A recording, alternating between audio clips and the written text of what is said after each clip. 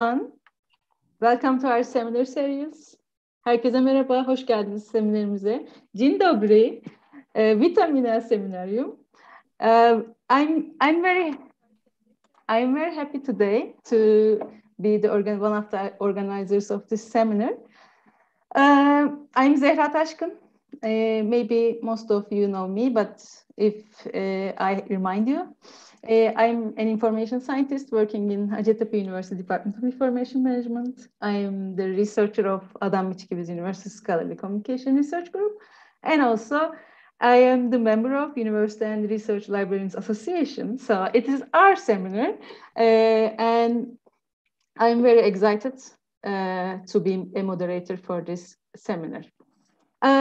Before starting our seminar, I would like to remind you that this seminar is not to blame anyone, any authors who publish their papers in predatory journals, or it is not to blame authors who attend predatory conferences. We just want to create awareness about predatory publishing, and also we would like to show the reasons of why we have predatory academia now. And we have really good experts in our field, and we have philosophers today. I'm very happy to have them today. Our first speaker is Franciszek KRAWCZYK. He is a PhD candidate at the Doctoral School of İletişimin University. His thesis title is Resistance Against Unequal Relations Between Centers and Peripheries in Science. He finished his MA last year, and his MA thesis was on predatory academia too. You can check his papers. He has great papers on predatory academia in library and I don't remember the journal name. Maybe Franek will remind you. We will listen the basic definition of predatory journals from Franek. Franek, the floor is yours. We are ready to listen your presentation. Thank you very much, Zehra, for this introduction. The journal was Journal of Academic Librarianship, I believe. So I'm setting up my slide, and yeah, you should now see it. Hello everyone. Like, it's really honor and pleasure to be on this seminar with you today. Looking forward for great discussion after our presentations. I will, as Zehra said, I will be presenting about a general definition and make some general introduction to the topic of predatory journals, and then Emanuel will present more concrete finding of our specific studies that we conducted on the topic in our group. So structure of my talk is like, first I will start with a very brief presentation of our scholarly communication working group and how we approach this problem in general, and then I will explain further what what predatory journals are. And also I will be using one of our paper that was literature review of the studies on the topic. So I will start about talking about history and prehistory of predatory journals and how the terms get so much popularity. What was the discursive image of predatory journals in literature? How the key figures writing about it and that the term itself was constructed and perceived. And at the end, I will also start to making room for Emanuel's presentations by presenting something about usefulness and harmfulness of the concept, because I will also have like this not just introduction that is referring studies that was before us, but it is also some critical reflection on how predatory journal as a term is used nowadays. So our team, Scholarly Communication Research Group, is multidisciplinary research group based on Mickiewicz University in Poland. And what is quite unique about our group is that even if we are based in the Faculty of Philosophy and few of us are philosophers, we are engaging in numbers of topics, that is scholarly communication, higher education studies, or academic writing, and we have very different backgrounds. Like few of us have background in philosophy, but also Zehra, who is a member of our group, have backgrounds in information sciences, or Staszek have backgrounds in sociology, or Ola have in English philology. So what is important in our studies and in how we approach this problem in our group is connecting this more abstract philosophical and theoretical thinking with very concrete and empirical studies of reality, of scholarly publishing, and operates how academia operates in a modern world. This is also connected to project of our groups. That is, we have some individuals. Some members of our group have more individual projects that they are doing of their own, but like the biggest project that we've made as a group and almost are or were in this project. It is a big 5-year project funded by National Science Center in Poland, which aims to investigate how research evaluation systems have been producing the evaluation game, and how following the rules of various evaluation and higher education regimes at the lowest possible cost, like by playing in this evaluation game. And this is the project that also our studies on predatory publishing is part of this project. And Emanuel is PI of this project, and I'm working also in this project at least for 3.5 years now. And what is also something that we wanted to share as a group is that we organize seminars, science and semi-peripheries, which recording of which you can find on our YouTube channel. And this is also introductory to something that Emanuel will be telling more. This is about our interest in seeing how geopolitical inequalities and positionality of us as a researcher influence the phenomena in academia that we are studying. And now to end with this introductory part, and now I will present what exactly are predatory journals. And we have two. I highlighted here, like we could have more, but highlighted here two definitions of predatory journal. One is like the man who he started publishing his blog first about library sciences, but then he switched mostly for criticizing open access. And then he started to write on his blog firstly about predatory publishers around 2010.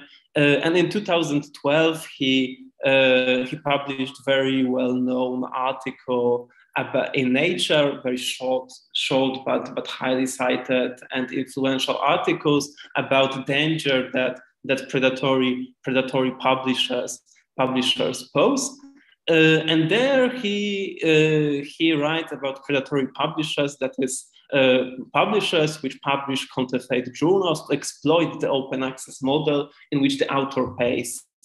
These journals, these predatory publishers are dishonest and lack transparency. They aim to dupe researchers, especially those inexperienced in scholarly communication.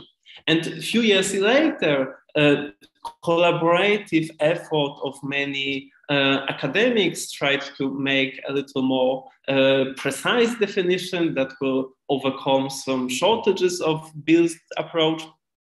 And they wrote that predatory journals and publishers are entities that prioritize self-interest at the expense of scholarship and are characterized by false or misleading information, deviation from the best editorial and publishing practices, a lack of transparency, and or the use of aggressive and discriminatory solicitation practices. So like we can see here, like the general, that there is a lot of common ground here, and like the general idea is that predatory publishers are deceiving scholars to some extent. They are not legitimate in sense of some editorial processes, or there are some doubts about legitimacy of peer review in these journals, etc. But what is also interesting in these two definitions is that at the beginning of this discussion, how Jeffrey Bill frames it, he very much was focused on this open access model and to frame this predatory journal as some flaw of the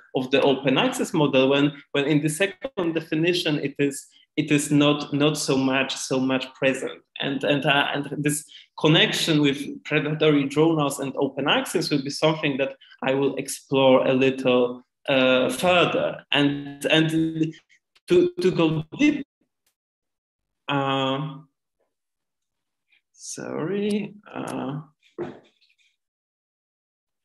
Yeah. Sorry. Yeah. So to go a little deeper into this discussion, I will now refer to papers that Zehra also mentioned that we wrote in 2021 with Emanuel. It was a literature review on discussion around predatory publishing, and it was named "How is Open Access Accused of Being Predatory? The Impact of Bill's List of Predatory Journals on academic publishing." And the first interesting question that I believe is not posed enough in discussion about this phenomena: are really predatory journals a new phenomena? Because for sure the term is new, and Bill coined the term around 2010. But then we can also see when we look back in the discussion in scholarly communication, we can also see that in 2007, Peter Serber was defending against and writing about publisher trade association and lobbyists that present open access as undermining peer review. So like this narrative that open access to some extent is undermining peer review was also present, like even before predatory journal as a term become popularized. And we can go further, like in the 97 authors writing about changes that internet introduced to scholarly communication. They wrote that internet has the potential to become the world's largest vanity press. And this is also narrative and some way of thinking about the problem that then influenced the discussion about the predatory journal. And we can go even further and explore some cases that were there were not large scale cases like Bill's List and lists of predatory journals that we have nowadays. But there were some singular cases of submitting fake or joke papers to some journals, and then revealing that the peer review of the journal apparently do not work because the paper was published and the author revealed afterward that it was, for example, a joke or automatically generated paper. And we could go even further and thinking about some discussions about demarcating science from non-science, and how to prevent non-science with being conflated with science, and go even for philosophical discussions like initiated by Karl Popper in the 50s, or we can go even more even further. So to some extent, like the predatory journals in some very specific form are a new phenomena. But if we think about what is discussion, it's really about, this is not discussion that just started at 10 years ago, but this is a much longer process of developing some problems and issues, and some of these issues are just very basic issues with scholarly publishing and role of the science in the society. Yeah, and here from here in our paper we can see studies on predatory publishing. This is based on a search that was conducted at the end of 2018.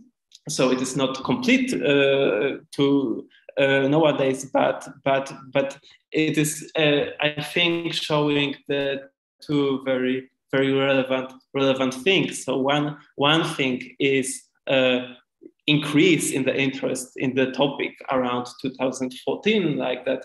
2012 is this first really highly influential paper by Bill, and then we can see like more and more interest in the topic and exploring it, etc. But also we can observe here that theoretical or empirical publications that were trying to add something new theoretical framework to the problem or to study the problem are in minority when we compare it to informational publications that were just aimed at popularize the problem, at bring some awareness to the researchers, etc. So this is also important characteristic of studies of predatory publishing, that many of them are not actually studies, but they are just more editorials or some papers aimed at just popularizing the problem. And that also creates issue of some uncritical citing, just some assumptions made by previous authors. And here here we characterized key characteristic of predatory journals, and that were mentioned in 250 papers that we analyzed in our study. And as we can see, the most frequent as in definition was the intent to deceive, very important also for authors who are poor peer review, or lack of any peer review, that in predatory journals that was seen also as a something that endangered the whole process of creating scientific knowledge and like demarcating it from non-scientific or pseudo-scientific knowledge. Also, people were very concerned about author charges, and what I will be mentioning a little further, what was really important for our argument of our paper is that a very critical approach to the open access in Bill's paper resulted in that a lot of researchers were then also combining predatory publishing with open access. But even if we are, for example, critical to how some characteristic of predatory journals were perceived, this discussion generated important findings on the topic, and it pushed forward our knowledge about what is really going on in academia nowadays. So it helped us to see better widespread phenomena of spamming researchers' mailboxes. Also, Bill's list that became a main resource for studying predatory journals. This is a list of predatory journals and publishers that was published on Bill's blog, and after a few years, it was closed by a bill, but probably many of you still know and still use at least that it was archived on some other blogs, and it's still used by some researchers. But what was important in this more critical discussions in studies around the topic was pointing out that it's not very good resource for academic analysis, because it had unclear methodology of creating these lists, that it is not so easy to reapply this criteria and get the same results as the bill it was get, and also he didn't really archived well the process of deciding why some journals were classified as predatory and why the other wasn't. What was also a very important finding is that when people started to use, with all the limitation, the bill list, they find out that majority of authors are from peripheral or just non-Western countries, and this you can see in this figure at right, like on the right side of the slide, that the most authors were from India, Nigeria, and Turkey, and then US, even if the US is actually like the biggest, almost, or the second right now maybe, producer of papers in academia. The other very interesting finding was that the mean APC, the APCs on average in predatory journals were quite low, and this also makes it a little more complex, this defining feature of some kind of greed, of aim of exploiting open access to APC, because if we compare here result of a study by Xia that mean APC were $94 in predatory journals, this much lower number than almost all using APCs mainstream journals right now.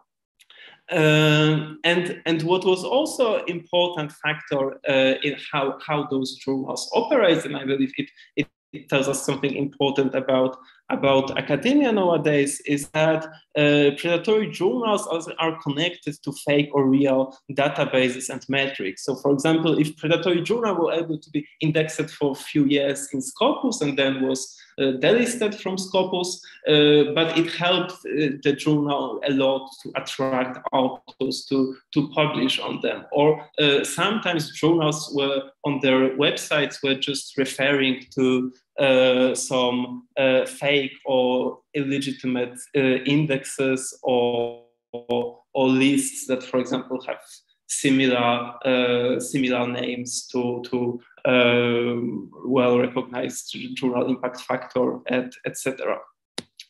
And what is in more current research, what was also important is that this whole discussion was also fueled by this a huge amount of editorials that were described, that were written in very affective way, that they created this more affective rhetorical image of predatory journals as some evil, and it wasn't entirely like academic, but more like popularizing way.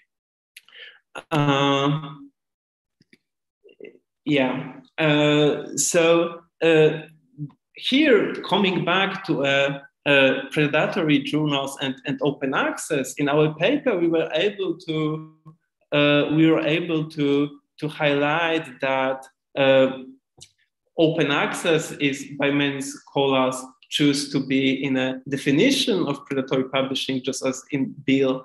Sometimes also scholar, and especially Jeffrey Bill, were praising traditional publishers, and because of this, creating image of open access as something being like vulnerable to be exploited by predators. Bill also wrote very unacademic and article when he criticized open access almost as it would be some kind of conspiracy against modern science. Also, people were sometimes in a more moderate way describing tension between pros and cons of open access, but then still framing predatory publishing as a problem specific to the open access. That sometimes was connected to overgeneralization of feature of some open access journals. What is very troubling for me in discussion around predatory journals is that sometimes open access journals that do not use APCs become completely invisible in these discussions, and this is they are very valid option. And also just to use any of this strategy and support the bill was cited as authority, even if really his academic role in studying scholarly publication is not actually like here. I would rather say that he initiated discussion than that he provided us very good methodology for studying this problem. And here, like the perception of the Jeffrey bill, I would say was we can describe it in like between two ideal types. So the first one is like in this quote from also very known paper by John Bohannon, that the bill, like Batman bill, is mistrusted by many of those he aims to protect. So Jeffrey bill became some kind of a superhero, maybe that his law is not entirely maybe clear, and he was controversial because he was criticized by many for unclear methodology, prejudice against open access, etc. But also for many people, he just became this quite like superhero authority. But many other scholars, and it was also important finding of our review, even if they were fully aware of all this criticism around the Jeffrey bill and the limitation of his methodology, etc., they still wrote that Bill's list is not perfect, but no better list is available so far. So this highlight also that the importance of just some resource about predatory journals to start studying this phenomena, and that led to also influence of Jeffrey bill of how the problem of predatory journals is perceived. So now to make to some final conclusion, and then let's speak more Emanuel, is that predatory journals created this very strong rhetorical like division between good guys and bad guys, and that it is to some extent useful sometimes to just start some discussion or to some maybe policy purposes. But the problem actually with the problem with this discussion is actually that in many papers the good guys were just the mainstream publishers, and the bad guys was just some new open access journals from outside of the US. And this is very biased picture that I believe also underrepresent all these negative things and exploitation that come from very mainstream, very prestigious publishers to the academic community. But useful, if we talk about usefulness of concept of predatory journals, it addresses this problem of massive expansion of low quality journals based on APC model and also spam in academia. It helps us to conceptualize that there is some set of undesirable journals, especially if we are policymakers and we want to make some kind of recommendation for academic community. And it also initiates and facilitates discussion about some like heuristic of what a good and bad journal should be. And it is useful when we are assessing a journal that we want to publish in. Is it really a legitimate journal?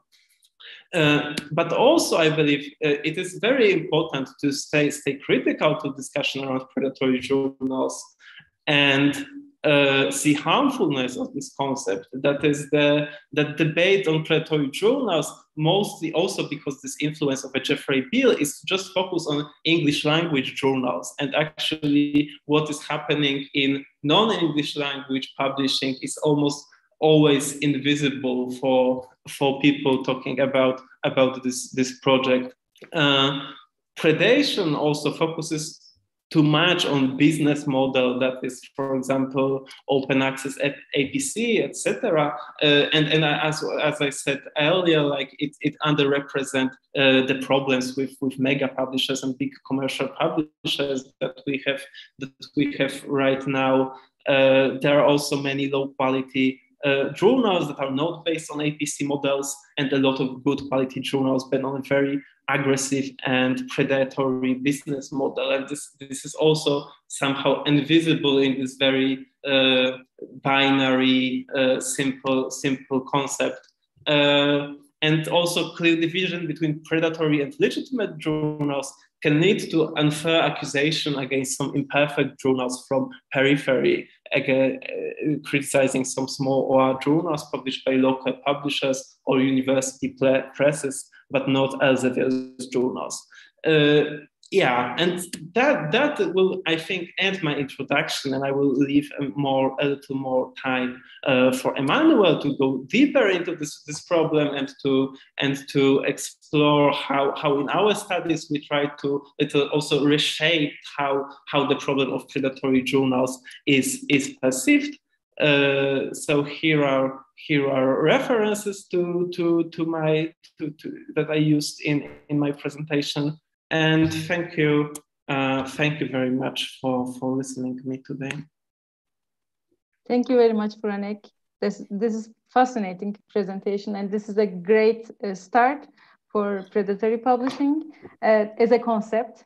As I said, this is not to blame anyone who publish papers in predatory papers or predatory journals. We should understand why academics in peripheral countries need these journals to publish. And there is a term in the academia, in the literature, mislocated centers of scholarly communication. It is founded by our speakers, and Emanuel KULCZYCKI will explain what is the meaning of mislocated centers of scholarly communication and what they meant by using this term to explain the difference between centers and peripheries. Emanuel KULCZYCKI is the chef. I would like to explain the chef. Chef has the same meaning in both languages. It is head of the department, head of the scholarly communication research group. He is also the chair of Engage. He is the responsible person for Helsinki initiative of multilingualism. He is fighting for equality of scholarly communication, and he has a great scholarly communication research group in Poznan. And it's your turn, Emanuel. We are ready to listen to your presentation. Thank you, Zehra. Thank you all. And thank you for having me here. I will share my screen. Okay, and as Zehra mentioned, I would like to talk with you and present you and later discuss the idea on mislocated centers of scholarly communication. But I will start from showing you our empirical results on investigating questionable academia or predatory academia, because as Zehra mentioned at the very beginning and mentioned it just after my presentation, we are not blaming researchers who publish in predatory journals. We are not blaming editors who run those journals. We are aiming to understand why such publication venues exist, why they exist mostly at the semi-peripheries, and this is the result of our ongoing investigation. When I'm referring to this result, this is the idea of mislocated centers. But let me start from the very beginning, when I started to investigate predatory publishing. In 2015, with my colleagues, I created a fake person, Anna Oszust. Oszust in Polish means a fraud. And we created a person, and on behalf of her, we applied to the editorial boards of 360 journals, of which 48 accepted her and 4 made her editor-in-chief. And in 2017, this paper was published in Nature. We showed that journals indexed or classified by Jeffrey Beall as predatory, many of them accepted our scientist as an editor or editor-in-chief, and none of journals indexed in the JCR did it. And it was the very beginning of our investigations on predatory publishing. But what is interesting, and it shows also importance of some international connections for authors at the semi-peripheries, is that Dr. Fraud continues to be used not only as a journal editor, because she was listed as editor at many web pages of journals, but also as a member of the international advisory boards of many conferences. So here you can see one of the posters advising international conference, and Dr. Fraud is listed as an international advisory board in 2020, whereas in 2017 it was disclosed that she is a fake person. In the ongoing project, we decided to look deeper into those papers and journals which are perceived as predatory, because I live and work in Poland, where are a lot of scientific journals, and most of them, the overwhelming majority, are not indexed as predatory or blacklisted or questionable in any journal list. But in my opinion, a lot of them are predatory in the sense that they are very low quality and they are looking for authors, but at the same time, they work at the diamond open access model. So we ask ourselves, what is the quality of papers published in those questionable or predatory journals? We focused on journals published in social sciences because we wanted to make an in-depth study looking into citations of those papers and citations of those papers in Web of Science journals. This is why we investigated 65 blacklisted journals, blacklisted or listed in Beall's list and in cables. And our aim was to analyze the visibility of those blacklisted journals in the Web of Science journals and understand citation context, why people cited those papers. Because if they are useful, we cannot blame authors that they publish in those journals. For us, it was important to understand whether we can use the classification of journal as predatory into the article level and say that all papers published in predatory journals are of low quality. And we found in the first part of our study that 13% of papers published by those journals were cited by Web of Science journals, and over 1/3 of those citations came from the impact factor journals. And as you can see, journals blacklisted or listed on those two sources we used were cited both by journals indexed in the JCR and the journal citation reports and emerging sources citation indexes. So we can say that from all parts of the information world, those journals were cited. And we also analyzed top 10 countries of cited papers in terms of corresponding authors, and top 10 countries of citing papers, that is those papers which cited those blacklisted journals.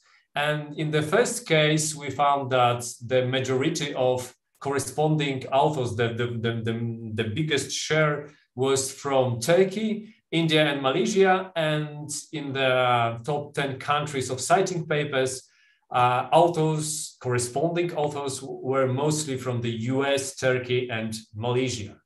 And we were interested whether there is the case that authors who firstly publish in the blacklisted journals, in the later phase cited themselves in Web of Science journals, or their colleagues from their countries did this. So this is why we compared pairs of countries of corresponding authors of cited and citing papers, and we found some interesting cases, but not in the countries from semi-peripheries, which were listed in top 10, because the highest number in the pairs of countries of corresponding authors is from Italy. So the biggest number of papers published by Italian authors in the so-called predatory journals were cited by Italian authors in the Web of Science index journals, and they were not self-citations of authors. So not all of them. The share was low. But the most important part of this study is conducted now. It is finished, but not published yet. It is a follow-up study based on the content-based analysis of citations of the blacklisted papers to evaluate the citations in terms of the content, meaning purpose, shape, and array. We combined our forces and used methods invented and suggested by Zehra, and we tagged almost 10,000 sentences, those sentences in which the reference is visible to blacklisted paper. And as you can see, almost 100%, that is 97.3% of those sentences were neutral. Only 1% of sentences were negative. So actually, if researchers cite papers from predatory or blacklisted or questionable journals, they are cited from the neutral purposes. Sometimes we classified sentences as positive and only in a very small share as negative. What does it mean? We investigated also the context and the content of those sentences. And we found that the most subjects are local subjects of local sciences, and those are mostly cross-country comparison from semi-peripheral countries. So if the paper on peripheral country like India, Nigeria, is published in the so-called predatory journal, it is also cited because the literature on the given country is in those questionable journals and not in those Web of Science journals. So for many authors, the only legitimate knowledge about peripheral countries is in those questionable journals. So we can ask whether it is good or not From my perspective, it's very good that some journals make a space for publishing papers on countries which were invisible before in scholarly communication. Of course, it is a very complex issue, and we don't want to make easy answers. This is why we are still investigating this whole complex issue of questionable academia. And I would like to share with you the last of our empirical studies based on analysis of presenters of questionable conferences. We call two organizers questionable because they are classified as such in the literature. I'm referring to Omics and Vasset, and we analyze over 1,000 conferences organized in 3 years periods and 40,000 presenters. We are focusing whether those presenters were from top rank institutions according to the global university rankings. And we found that participants in Omics events were mostly from the US, India, UK, and China. And Vasset attracted mostly researchers from Turkey, India, and South Korea. And we also find that a substantial share of presenters were affiliated with institutions ranked in top 100 in one of the 3 global rankings, that is Shanghai ranking, Times Higher Education, or QS ranking. And a few more words about those 2 companies. Omics is well known globally because it was sued by the US Federal Trade Commission and had to pay over 50 million in damages because Omics include the names of prominent researchers as participants and presenters at the conferences, and actually provided various mistakes about presenters and presentations that they will provide.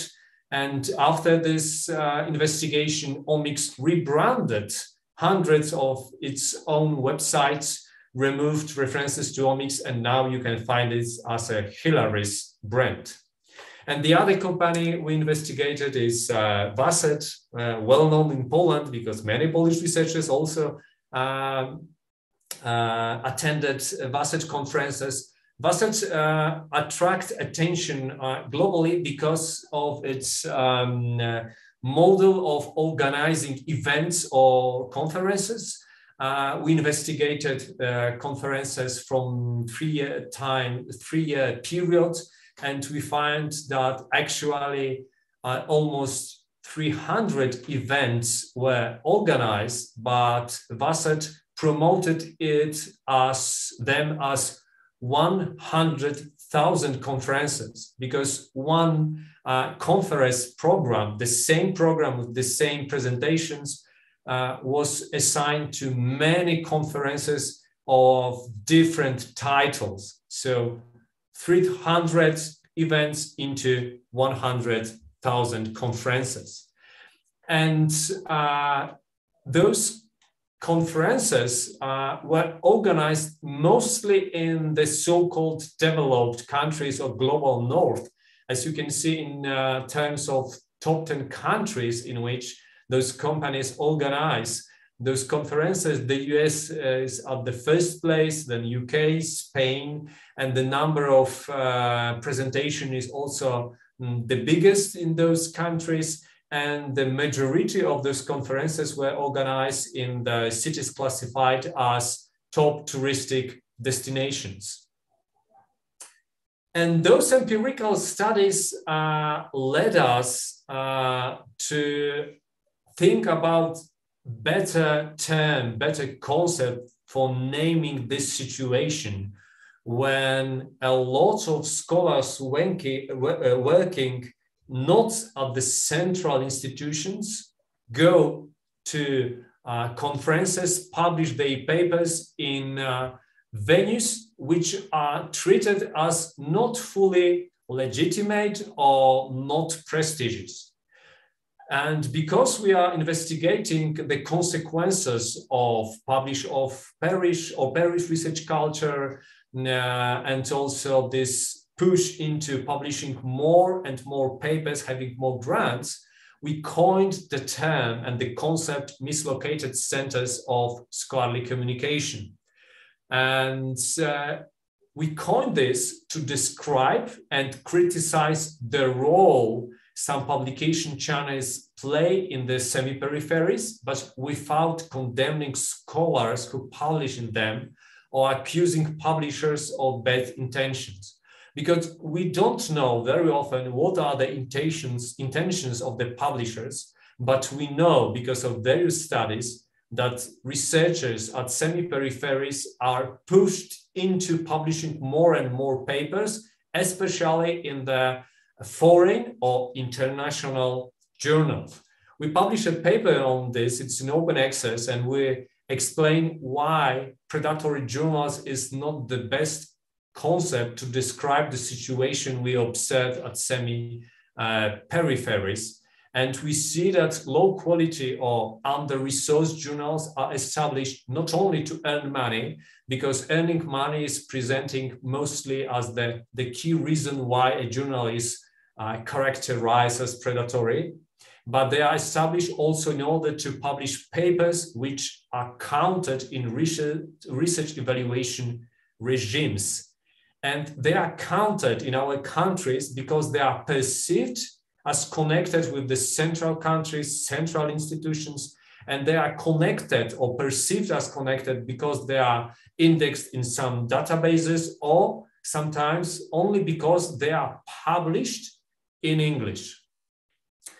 And it is important to understand that when we talk about central countries or semi-peripheral countries in which journals are perceived as local, never as global, we have to remember that this relation, this is the relation. It is the relation in which from central countries, from the perspective of those countries, they can give us as semi-peripheries prestige and recognition, and from semi-peripheries only data, APCs and subscriptions can go into central countries. But this is the relation. It does not characterize qualities of peripheral or central regions. And we do believe that it's not the case that at the central countries all journals are very good, and at the semi-peripheral countries all journals are of low quality. And this is why we believe that some journals, and I will show you one of the cases, are perceived or should be perceived rather as mislocated centers of scholarly communication, not as predatory journals, because researchers published in them to meet the expectations of their research evaluation systems, mostly national, but very often local. So we coined the definition that a journal play a role of mislocated center of scholarly communication if it meets two criteria. It is illegitimate or invisible from the perspective of the center of knowledge production, and it is legitimized in the semi-periphery due to its perceived connection to the center. So these connections, it's not necessary it must be a real connection, but it is a perceived as a connected to the center. And in many countries, for example, in Poland, publishing in English is treated as a connection with the center. So when a paper is published in English, especially in non-Polish journal, it is perceived as central. So from perspective of scholar from the US, a journal might be perceived as predatory, but from the perspective of Polish journal researchers, it might be perceived as a very good place to follow research evaluation scheme. And this is why from our, as scholars investigating this issue perspective, this journal is mislocated center. So this such journal functions functions as a mislocated center when it is perceived as a predatory in the center, but is regarded as a prestigious by a peripheral institution because it presents itself as international. Also, non-predatory journals that are invisible or illegitimate for the center can be mislocated centers of scholarly communication. And we are, in our group, convinced that the term predatory journals evokes many negative connotations, especially harmful for researchers from semi-peripheries.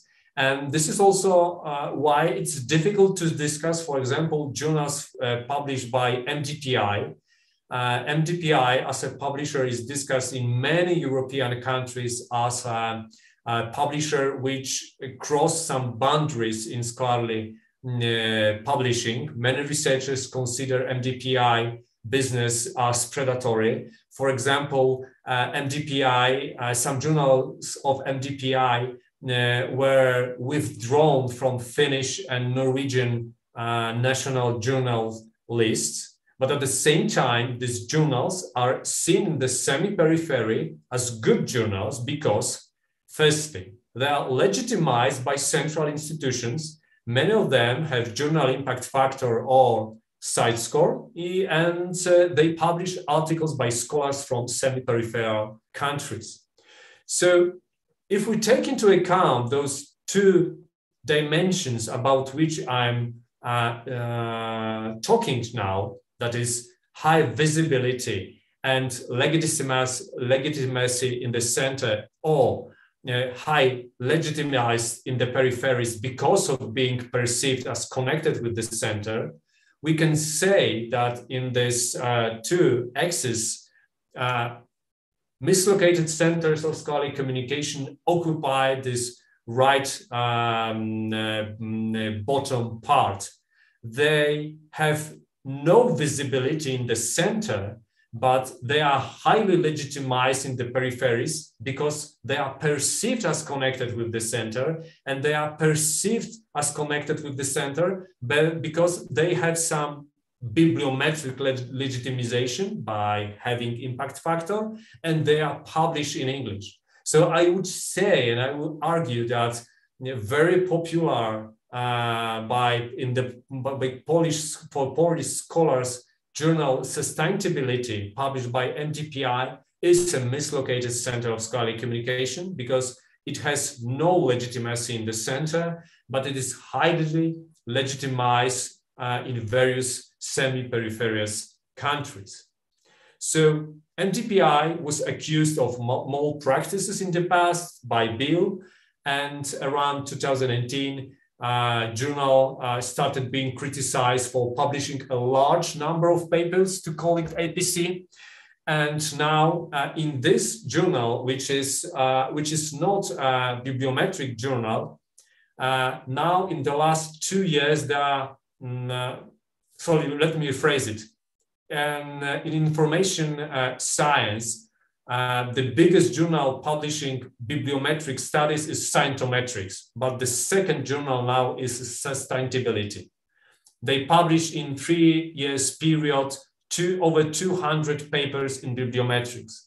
But those papers are not always of the good quality, but the journal is perceived as a mislocated center of scholarly communication, and scholars publish papers there because it is indexed in Web of Science and Scopus and based in a central country. Most papers are authored by no central scholars, whereas those authored by scholars from central countries are a minority. The journal is not completely invisible in the center, but it's controversial enough to not be considered prestigious by central institutions, and its publications can sometimes be seen as dishonest shortcuts to enriching author CVs, especially when a person has many publications in sustainability in 1 year.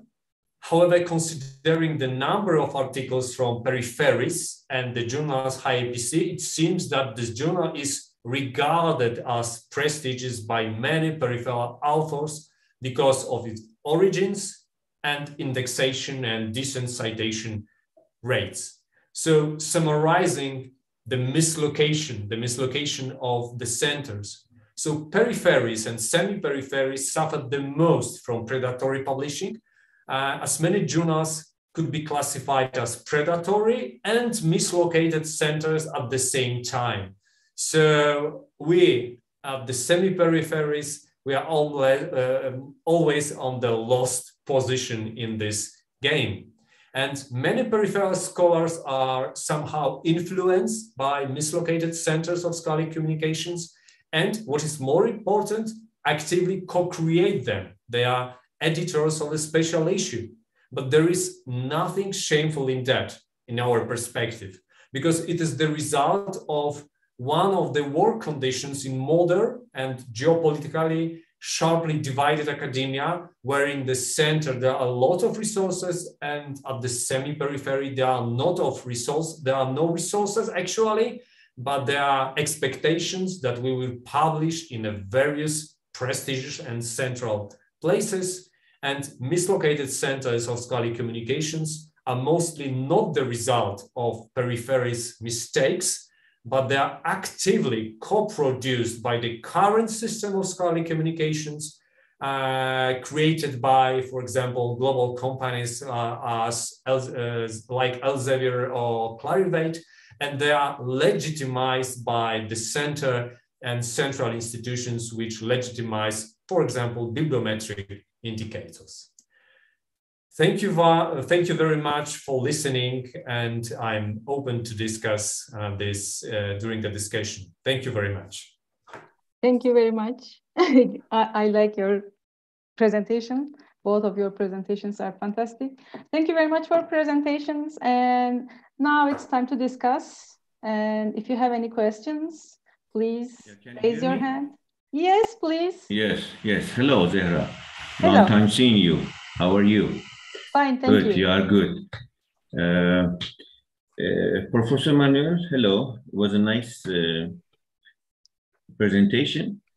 So you mentioned that, okay, your intention is not to demonize scholars who publish in periphery of the map.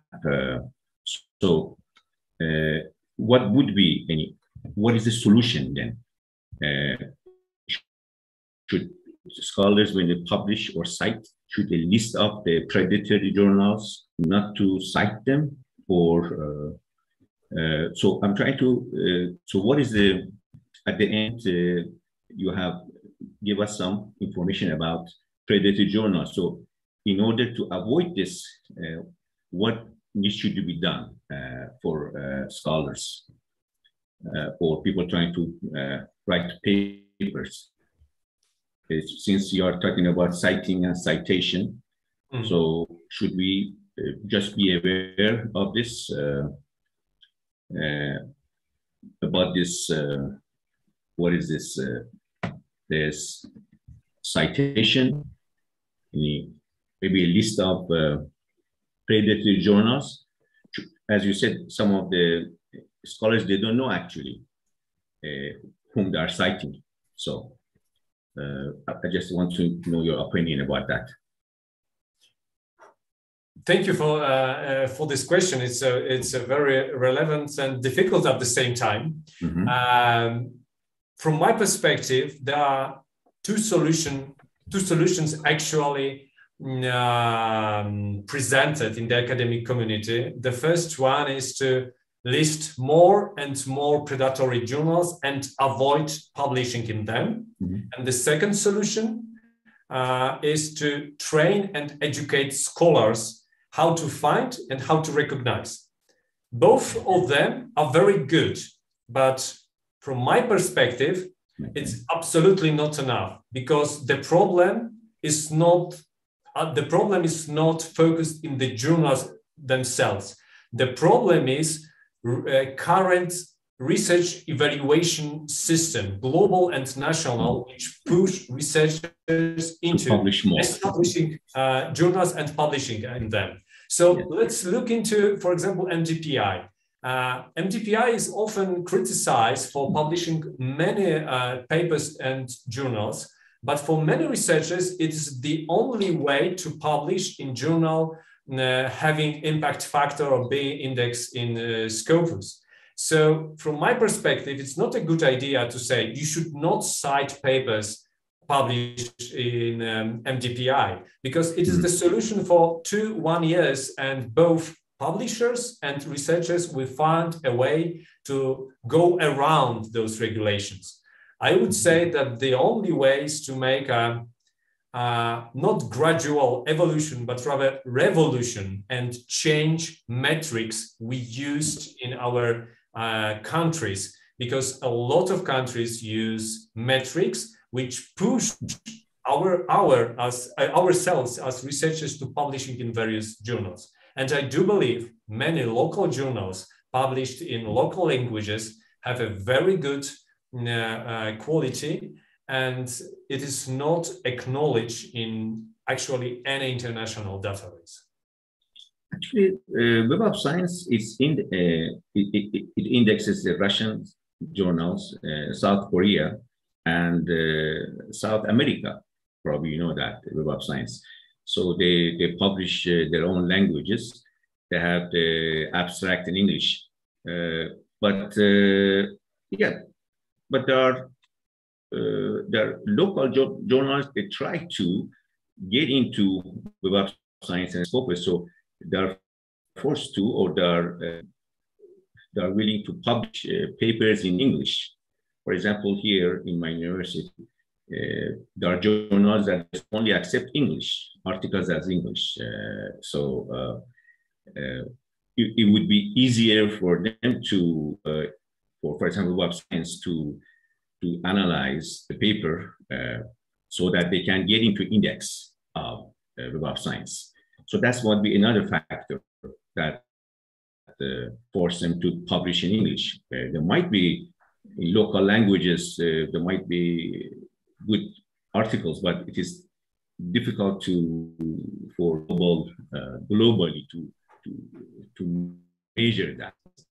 English is accepted as a lingua franca in academic, scientific, academic.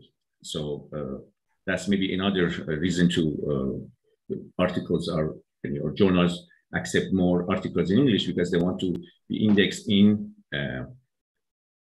the Web of Science or Scopus or other indexes also. I was going to make a point of that. Anyway, thank you. Thank you very much for the question. Are there any more questions? I have a question. As a librarian and also an academic who publish papers. Here we have almost 30 librarians, both in live stream on YouTube and also in Zoom. And they're mostly librarians.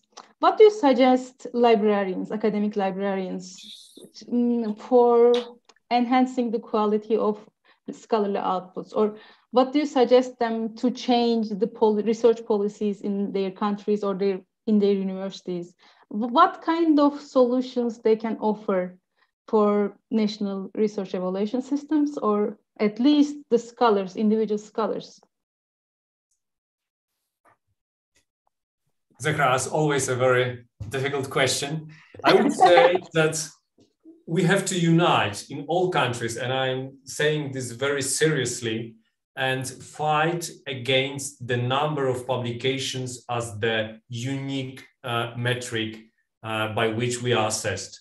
Because PhD students, assistants professors publish a lot of papers, and they are looking for international or English-based journals, mostly not because they have something to say, but because they have to publish a paper to follow some steps in their career.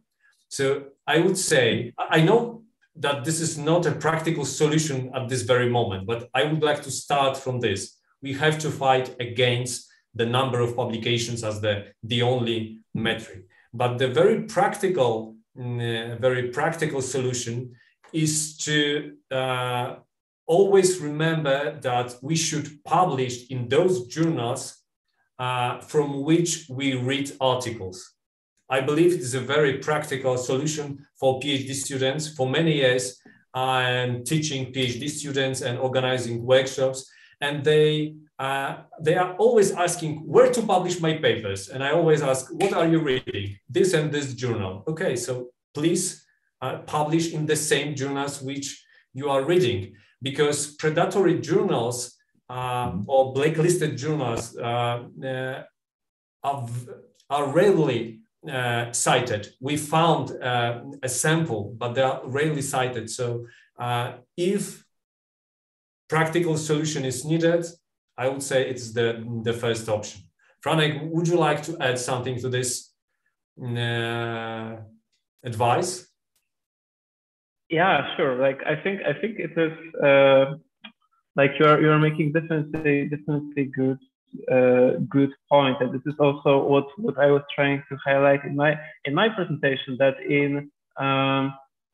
that this distinction of some predatory, non-predatory journals from personal perspective, like, okay, so no predatory journal is like just a good journal that I'm reading that is useful for me, etc., and I should publish there. Then it's like little black and white, like perspective is useful. But also I would what I could add, and maybe that was the more visible in your previous comment, Emanuel, was I think that on this level of personal decisions, I do not really believe that we can like fight the phenomena of predatory journals. So like this is like good things to do for yourself as academic, and good things to advise other people as academics. But it's not the solution of the problem. So I think like at least we need a consciousness that we would need some other, as Manuel is specialist on that, like evaluation tools, but also some other channels of communications between for then both predatory journals and then both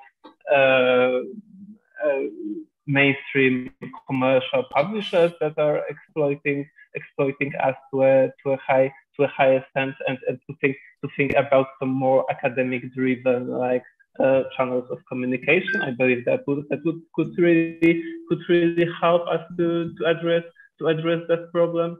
And so I think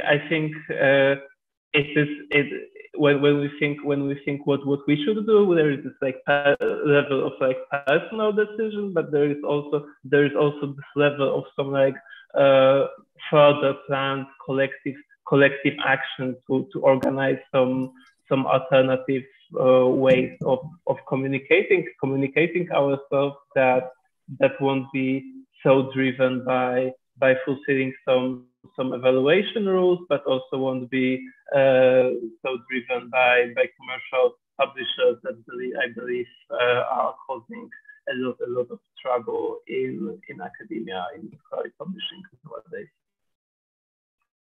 Thank you very much for the answers. Are there any more questions? If I may add something about personal perspective.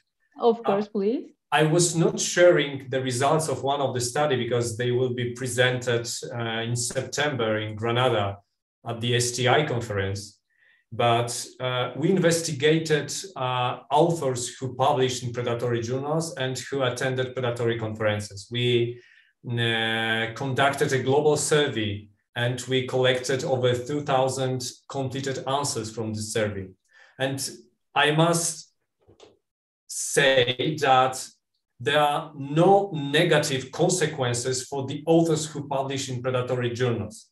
So actually, we cannot say that predatory publishing destroy our careers or destroy our CV. It is a perception. Actually, it's not true. If we publish in predatory journals, we will be promoted. If we publish in predatory journals and in our country, it is perceived as a legitimate way of doing scholarly communication, we will be granted of some awards or grant and so on. So I would say, paradoxically, it is not a global problem. It is a local problem in each country, because predatory publishing is perceived through the lenses of national and institutional policy. But as Franek mentioned, it is a systemic problem, but we can solve it also in our institutions. If, for example, academic libraries are asked to advise to new policy at the universities, we should always remember to say that the number of publications is not important. Of course, it might be some minimum thresholds, but a very, very minimum in the long period. Yeah. Maybe we should mention the last paragraph of our study, the preprint one. We should talk about the quality of papers. Is it good or not? Does it contribute to science or not? But we just talk about the level of journals using some numbers, impact factors, or looking at the title of the journal. If it is starting with international, we consider it as international. So I think maybe the solution lay behind to changing the perspective of looking to science. Maybe we should change. We should look at the papers, not the journals published, and maybe we should support national journals. We should support Diamond Open Access. We should support multilingualism in science. I don't know. There are many solutions, but maybe it is not that easy. Yeah, as you said, it's not that easy. Yeah. That is an easy task, actually. For example, I think there's a journal, Journal of Library in Turkey. It's been there for 60 years and recently was accepted in Web of Science. Is it true? Yes, emerging source society. Emerging science. So they also accept local and also English. So as you said, it's a good idea to look at in the quality rather than numbers. But this is how we are forced to. We need to publish, as you said, publish or perish. So sometimes it's difficult to publish well-known journals. So there would be alternative to publishing. Necessarily, people don't know if it's predatory, but they will publish that. So there are many who have got associateship or professorship, and after that, oh, those are predatory. I'm sorry, that's too late. So it would take time to, so it will settle down. So I was going to make this comment. So there are many factors. So it makes people to publish in this kind of journals. Mm-hmm. Yeah, but one of the problems of indexing national journals in Web of Science, the national journals publication patterns is so different than the international journals. For example, self-citation rates are so high for Turkish Librarianship Journal, but for the other journals, it is not that much high. So it means Turkish Librarianship Journal will never be placed in quartile 1. No. It is not good to compare national and international journals using the same platforms. It's my idea. Maybe you can, Emanuel or Franek, you want to add something on this? I don't know.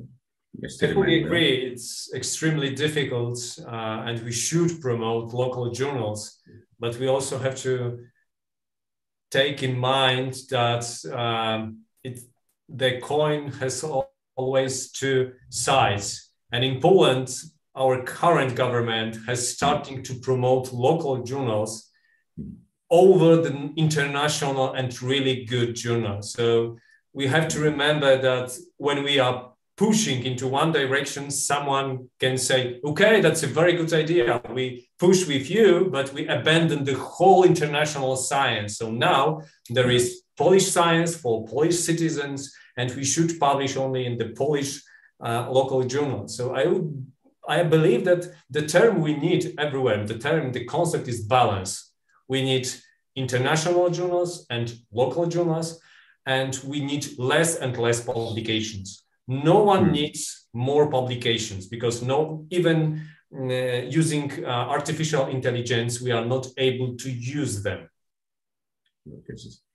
And by the way, Mr. Emanuel, but just last week I was in Łódź in Poland giving. So I was going to say, I would say loads. I said, no, we don't have such a thing as a loads. They would say no, this is Łódź. So we learn some Polish words, for example, dzień dobry, or something like that. So they were also, I guess probably you know those people, they call it informatology and bibliology in that philology department in which so it was also there they were talking about publishing papers and all that in local and international. Thank you. That was good to talk to each other. Yeah, nice talking to you. You're welcome. Are there any more contributions or questions to our speakers? And let's finish our seminar. I want to take your last concluding remarks. Franek, do you want to add something in 1 minute? Yeah. Okay. So maybe also a little to a previous discussion, like because Emanuel mentioned about this balance between international and national journals, but I believe what is also quite missing sometimes in this narrative about international journals. So that actually the aim of publishing it in international journals is not just some numbers, statistic and citations, but it's also building just some international scholarly community. And so long as we are just thinking about numbers of publication, about some statistics, etc., we are missing this whole dimension of building wider international community of scholars that then can also resist some, for example, evaluation criteria or create some on their own, create some international journals, etc. And I think this is also about this question of more practical use, something that at least our institution or for the best countries should much more highlight, not only publishing there or then, but also just building better international community of scholars. Thank you. And Emanuel, it's your turn. I have a very short conclusion and message. I would just like to say again that we have to remember that good research can be published in all languages and in all publication venues. And this is not the venue which makes a good research. The venue makes visibility, but actually that's all. Thank you very much. Thank you very much for all the attendees. And we are getting applauses from YouTube live stream. Thank you very much for joining this seminar. We will have a seminar next week, and we will have a good news for Turkish early career researchers. I suggest to attend to this seminar. I and my colleague Güle Daldoğan will be there to discuss predatory publishing as a sector, and then we will give a good news for especially early career researchers working in information science and scholarly communication. Thank you for joining the seminar. I'm very happy to be the moderator for this seminar, and see you next time. Thank you. Bye-bye.